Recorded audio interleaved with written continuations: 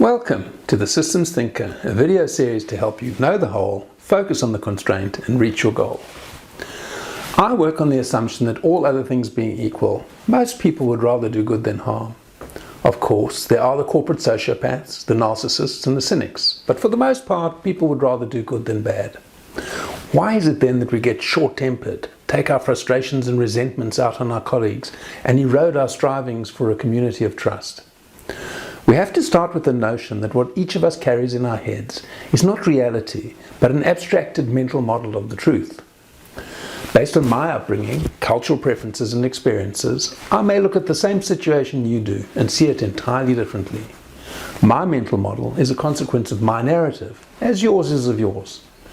If you and I are too proud to be proven wrong and expose our biases, then we will end up in defensive posturing rather than exploring how each of our flawed mental models might be improved by listening to the other.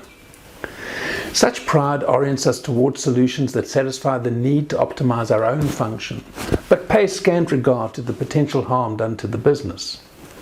Approaching problem identification and solution in this piecemeal way is a recipe for cross-functional friction and the choking of high-quality flow of value.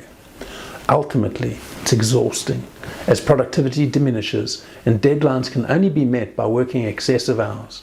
Quality suffers in the process too, of life, product and service. For people to move forward using high-octane fuel rather than choking on the exhaust of wasteful effort, they need to know and appreciate the whole while focusing on optimizing the constraint. Does your organization apply such practical wisdom to the challenges you face?